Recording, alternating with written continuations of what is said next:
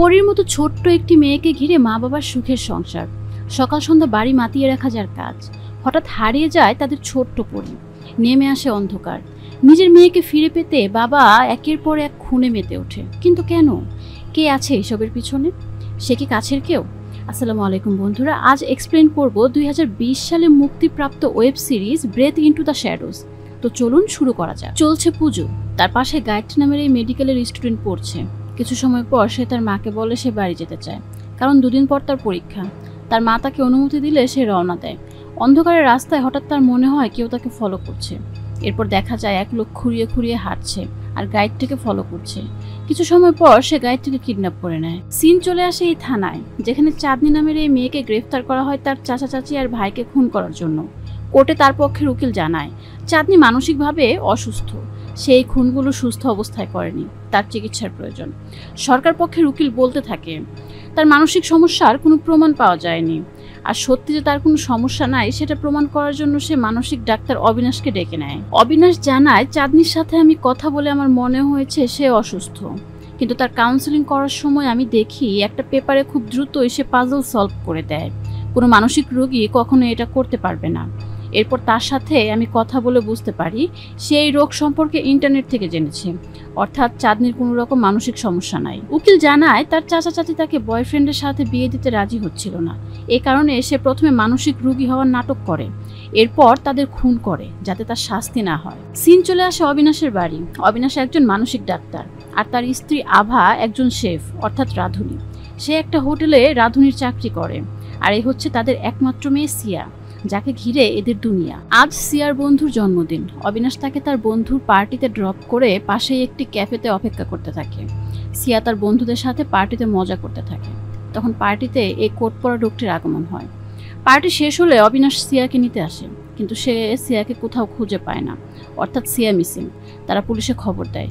Police ধারণা করে নেয় সিয়া কিডন্যাপ হয়েছে, তাই তারা কিডন্যাপারের কলের অপেক্ষা করতে থাকে, কিন্তু আশ্চর্যজনকভাবে কোনো কলই আসে না। এদিকে আভা আর অবিনাশ চিন্তায় পাগল হয়ে যায়, কারণ সিয়ার ডায়াবেটিক্সের সমস্যা আছে। দিনে 4 বার তাকে ইনসুলিন নিতে হয়, নয়তো তার মৃত্যু ঝুঁকি আছে। আভা প্রেস মিটিং করে আর কিডন্যাপারের উদ্দেশ্য বলে সিয়াকে ফিরিয়ে দিতে বিনিময়ে সে যা চাইবে তাই পাবে। আভা রাস্তায় রাস্তায় সিয়ার মিসিং এর পোস্টার বিলি করে বেড়ায়। অন্যদিকে অবিনাশ এমন কোনো সম্ভাবনাময় জায়গা বাকি রাখে না সিয়াকে খুঁজতে, কিন্তু কোনো কিছুতেই সিয়ার কোনো খোঁজ পাওয়া যায় না। এদিকে সিয়া মিসিং এর 9 মাস হয়ে গেছে, এখনো তার কোনো খোঁজ পাওয়া যায়নি। তো অবিনাশ তার চেম্বারে এসে একটি পার্সেল পায়, যেটার ভিতরে সিয়া মিসিং এর পোস্টার ছিল। অবিনাশের অ্যাসিস্ট্যান্ট জানায় কেউ একজন তার জন্য এটা রেখে গেছে। অবিনাশ এটা মজা ভেবে পাত্তা দেয় না। এরপরে কল গার্লকে দেখানো হয়, যে কিনা ভুল করে অবিনাশের গাড়িতে উঠে পড়ে। তো সে এটা বুঝতে পেরে সঠিক গাড়িতে উঠে চলে যায়। এদিকে অবিনাশের বাড়িতে তার নামে একটি পার্সেল আসে, যেখানে একটি কাগজে লেখা ছিল তুমি তোমার মেয়েকে বাঁচাতে কত দূর যেতে পারো। অবিনাশ আর আভা চমকে যায়। পার্সেল চেক করে একটি ট্যাব পায়, যেখানে সিয়ার কিছু ভিডিও ছিল। সেই সাথে এই মেয়েটিকেও দেখা যায়। মুভির প্রথমে গায়ত্রী নামের যে মেয়েটাকে কিডন্যাপ করা হয়েছিল, এটা সেই মেয়ে। তো ভিডিওতে দেখা যায় গায়ত্রী সিয়ার টেক কেয়ার করছে। এরপর কিডন্যাপার অবিনাশকে বলে সিয়াকে বাঁচাতে চাইলে সে যা বলবে অবিনাশ যেন তাই করে। সেখানে প্রীতপাল নামে একজনের ছবি দিয়ে বলে একে মারতে হবে, আর এর মৃত্যুর কারণ হতে হবে রাগ। তাকে মারার সময় অবশ্যই ভিডিও করতে হবে, আর তারপর সেটা তার দেওয়া নাম্বারে পাঠাতে হবে। আর এই কাজগুলো করার জন্য সে সময় পাবে এতটুকু, অর্থাৎ সিয়ার ইনসুলিনের বোতল শেষ হলেই তার সময় শেষ। আর এর মধ্যে সে কাজটা করতে না পারলে সে সিয়াকে ইনসুলিন দেওয়া বন্ধ করে দিবে। সে তাদের বাইরে থাকা গাড়িটি তখনই চেক করতে বলে।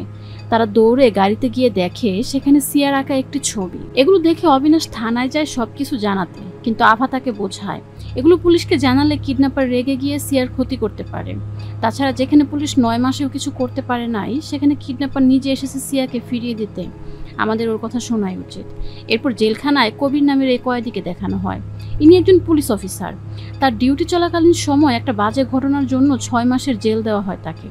তো আজ তার মুক্তি। আভা আর অবিনাশ হিসাব করে দেখে সিয়ার ডোজ অনুযায়ী তাদের হাতে মাত্র 11 দিন সময় আছে, আর 11 দিনের মধ্যেই তাদের প্রীতপালকে মারতে হবে। অবিনাশ প্রীতপালকে ফলো করতে শুরু করে, তার সম্পর্কে খুঁটিনাটি সব খোঁজ নিতে থাকে যে সে কী কারণে রেগে যেতে পারে এটা জানার জন্য। কিন্তু 3 দিন কেটে গেলেও সে তার কোনো রাগের কারণ খুঁজে পায় না।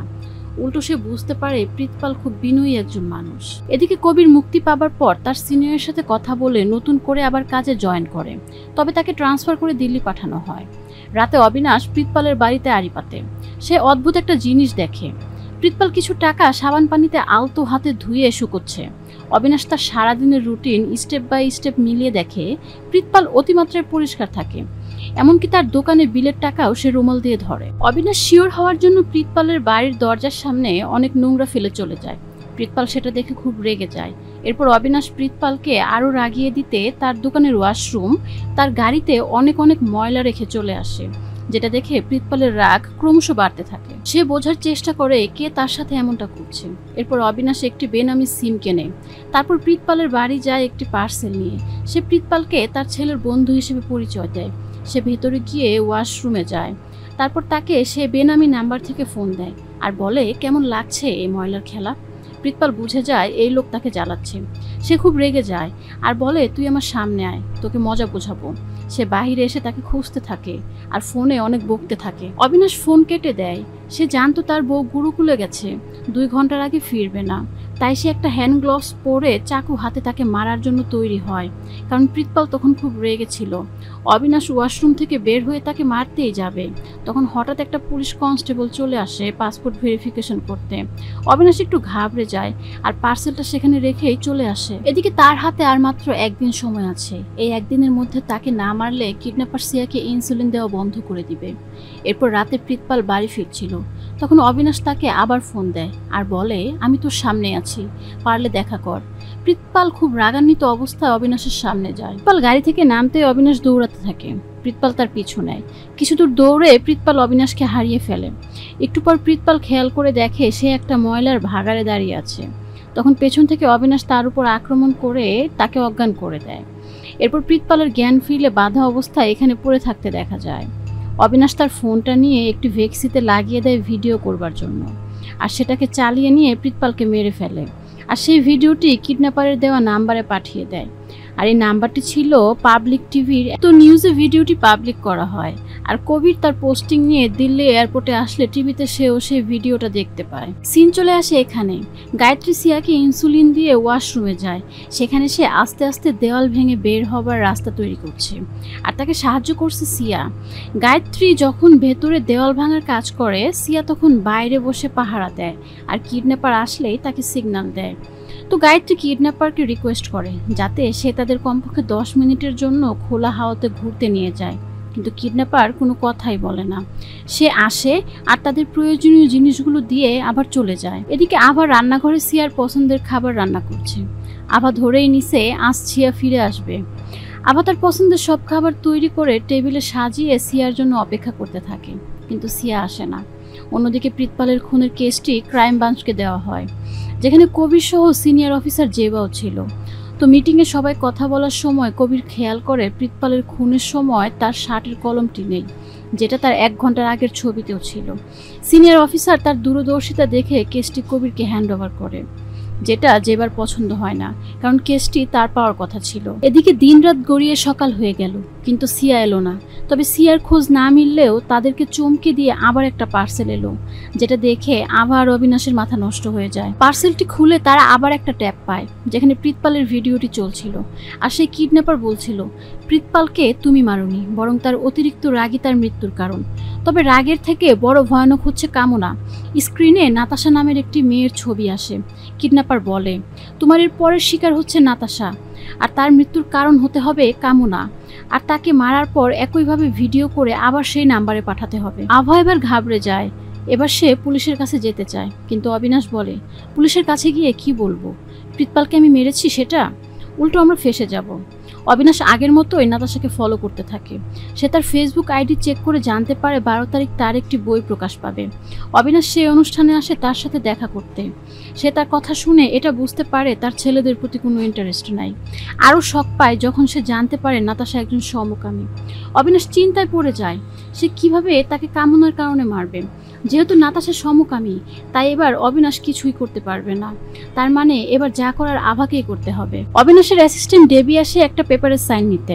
অবিনাশ সাইন করে ডেবির পেনটি ফেরত দিতে গেলে তার মনে পড়ে প্রীতপালকে মারার সময় তার কলমটি নিয়েছিল, আর সেটা সেখানে পড়ে গেছে। আর ওই কলমে অবিনাশের রক্ত আছে। অবিনাশ দ্রুত সেখানে যায় কলমটি খুঁজতে, কিন্তু তার আগে কবির তার টিম নিয়ে সেখানে পৌঁছে গেছে। অবিনাশ এক ক্লিনারের পোশাক পরে তাদের সাথে খুঁজতে লেগে পড়ে। একটু পর সে দূর থেকে কলমটি দেখতে পায়। সে যেই কলমটি তুলতে যাবে অমনি অন্য একজন কলমটি পেয়ে যায়। কবির কলমটি ফরেন্সিকে পাঠিয়ে দেয়। এবার জানবো কি এমন হয়েছিল যে কারণে কবির 6 মাস জেল খেটেছে। কবির এক অপরাধীকে ধরার জন্য হোটেলের বাইরে অপেক্ষা করে। সে কামলেকে ফোন করে ব্যাকআপ টিম নিয়ে আসতে বলে। তাকে বলা হয় টিম না আসার আগে সে যেন একা ভেতরে না যায়। কবির হঠাৎ দেখতে পায় লোকটি ব্যাগ গুছিয়ে চলে যাচ্ছে। কবির আর অপেক্ষা করে না, সে একাই ভেতরে চলে যায় তাকে ধরবার জন্য। লোকটা বুঝে গেলে তাদের সাথে কিছু সময় ইঁদুর বিড়ালের খেলা চলে। একটা সময় এই লোকটা মেঘনা নামের এই মেয়েটাকে জিম্মি করে নেয়। সে কবিরকে বলে বন্দুক ফেলে তাকে যেতে দিতে। কবির সামাল দিতে না পেরে মেঘনাকে বাঁচাতে তাকে যেতে দেয়, কিন্তু কামলে টিম নিয়ে হাজির হয়। লোকটা রেগে গিয়ে মেয়েটার দিকে গুলি ছুড়ে দেয়।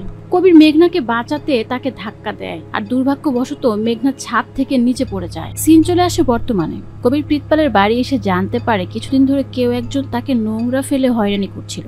তার ছেলে বলে কেউ একজন আমার বন্ধুর পরিচয় দিয়ে এসেছিল ময়লা ভর্তি পার্সেল নিয়ে, কিন্তু সে আমার বন্ধু ছিল না।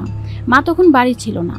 আমার বাবা ছাড়াও একজন পুলিশ কনস্টেবল এসেছিল পাসপোর্ট ভেরিফিকেশনের জন্য। অন্যদিকে আবাদের হাতে মাত্র 7 দিন সময় আছে, এর মধ্যে নাতাশাকে মারতে হবে। আভা বলে কে আমাদের সাথে এমন করছে? অবিনাশ বলে যেই করুক, সে কোনো সুস্থ মস্তিষ্কের মানুষ না। আভা তখন বলে তুমি কি কখনো এমন কোনো রোগীকে শাস্তি পাইয়ে দিয়েছো যে এখন প্রতিশোধ নিতে এমন করছে? হতে পারে তোমার কোনো ক্রিমিনাল পেশেন্টই এমন। এরপর দেখানো হয় মেঘনাকে। ওই দিনের দুর্ঘটনার পর তার 2 পা প্যারালাইজড হয়ে গেছে, আর সে একজন অ্যানিমেটর।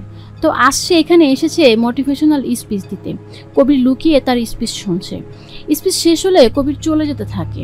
পেছন থেকে মেঘনা তাকে ডেকে খুব নর্মালি কথা বলে। কবিরের মুখ দেখে বোঝা যায় সেদিনের জন্য সে আজও খুব কষ্ট পায়। মেঘনা বলে সে খুব ভালো আছে, আর সেদিনের জন্য আপনি দায়ী না, বরং সেদিন আপনি আমাকে ধাক্কা না দিলে হয়তো আমি আজ পৃথিবীতেই থাকতাম না। মেঘনা কবিরের নাম্বারটি নিয়ে নেয়। এরপর কামলে প্রীতপালের কল লিস্ট চেক করে অবিনাশের সেই নাম্বারটি পায়, যেটা কিনা নকল কাগজ দিয়ে কেনা ছিল। তখন কবির সে কনস্টেবলের সাথে দেখা করতে যায়, যে কিনা প্রীতপালের বাড়ি গিয়েছিল। কবিররা হোটেলে খাচ্ছিল, তখন কনস্টেবল আসে। কবির জানতে চায় সেই ব্যক্তির কথা, যে বন্ধু পরিচয়ে সেদিন সেখানে ছিল। কনস্টেবল সঠিক কোনো ধারণা দিতে পারে না, কারণ তার চেহারা মনে নাই। রাতে আভা তার কাজ শেষ করে বাড়ি যাওয়ার জন্য গাড়িতে উঠতে গিয়ে দেখে গাড়িতে কিছু সিরিঞ্জ, ইনসুলিনের বোতল আর একটা রেকর্ডার রাখা। সে দৌড়ে সিকিউরিটি রুমে গিয়ে সিসিটিভি চেক করে দেখে একটা হলুদ হুডি পরা লোক খুঁড়িয়ে খুঁড়িয়ে হাঁটছে, আর তার গাড়িতে কিছু একটা রেখে যাচ্ছে। আশ্চর্যজনক বিষয় হলো লোকটার গাড়ির চাবি দিয়েই গাড়িটি আনলক করেছে। এটা দেখে আভা তো আরো ঘাবড়ে যায়, কারণ এমন কে আছে যে তার কাছে গাড়ির চাবিও আছে। আভা অবিনাশকে ফোন দিয়ে সব জানায়। অবিনাশ তখন ওষুধ খেয়ে ঘুমাচ্ছিল। সে খেয়াল করে দেখে তার ঘরের মেঝেতে রক্ত পড়ে আছে, যেটা তার ড্রয়িং রুম পর্যন্ত গেছে। সে দেখে সেখানে একটা পার্সেল রাখা, আর পার্সেলের ভেতরে সিয়ার রক্ত মাখা জুতো। তার মানে এটা তাদের জন্য একটা অ্যালার্ট যে দ্রুত নাতাশাকে মারতে হবে। আভা নাতাশাকে ফলো করে। প্ল্যান অনুযায়ী আভা নাতাশার অ্যাটেনশন ড্র করার জন্য তাকে শুনিয়ে শুনিয়ে ফোনে কারোর সাথে কথা বলে, আর নাতাশাকে বোঝায় সে একা এত রাতে কোথায় যাবে। তার কথা শুনে নাতাশা তাকে লিফট দেয়। নাতাশা একজন ফটোগ্রাফারও ছিল। আভা বলে সে একজন ফুড ব্লগার, এখানে এসেছে তার খাবারের ফটো সেশন করতে, কিন্তু লাস্ট টাইমে তার ফটোগ্রাফার আর আসেনি। নাতাশা তখন তার তোলা কিছু ছবি দেখালে আভা তাকে রিকোয়েস্ট করে যাতে সে তার জন্য ফটোগ্রাফি করে দেয়। নাতাশা রাজি হয়, আর পরের দিন তাকে তার সাথে দেখা করতে বলে। অন্যদিকে অবিনাশকে দেখা যায় সে তার পেশেন্ট ডিটেল চেক করে দেখছে কার পা খুঁড়ানো আছে। সে কুলভূষণ নামে একজনকে খুঁজে পায়। মোটরবাইক অ্যাক্সিডেন্টে তার একটি পা ভেঙে গিয়েছিল। অবিনাশ সন্দেহ করে কুলভূষণই হয়তো এমন করছে। সে তার ঠিকানা নিয়ে তার দোকানে পৌঁছালে তারা জানায় সে রামলীলার ময়দানে দোকান করছে। অবিনাশ সেখানে গিয়ে তাকে পায়, এবং সে দূর থেকেই দেখতে পায় এখন তার পায়ে কোনো সমস্যা নাই। সে ফিরে আসছিল। তখন রাবণ সম্পর্কে মাইকে সে কিছু কথা শুনতে পায়। রাবণের 10 মাথায় 10 রকমের সেন্স, যার প্রথমটি ছিল রাগ। অতিরিক্ত রাগ মানুষকে মৃত্যু এনে দেয়। দ্বিতীয়টি হলো কামনা, যা মানুষকে বেঈমান বানিয়ে দেয়। অবিনাশের বুঝতে বাকি থাকে না কিডন্যাপ তাদের রাবণের 10 মাথার 10টি সেন্স ইঙ্গিত করে খুন করাচ্ছে, অর্থাৎ নাতাশাকে মারার পরেও কিডন্যাপার সিয়াকে মুক্তি দিবে না। আর এরই মধ্য দিয়ে এপিসোড 4 শেষ হয়। এরপর কি হয়েছিল? আভা কি নাতাশাকে মারতে পেরেছিল? সিয়া কি ফিরেছিল তাদের বাড়িতে? কিডন্যাপারের কাছে আবার গাড়ির চাবি কিভাবে গেল? আর কিডন্যাপারটাই বা কে? এসব কিছুর উত্তর পেতে হলে দেখতে হবে পরের ভিডিওটি। আর পরের ভিডিওটি দেখতে অবশ্যই চ্যানেলটি সাবস্ক্রাইব করতে হবে। আজ বিদায় নিচ্ছি, দেখা হবে পরের ভিডিওতে। আল্লাহ হাফেজ।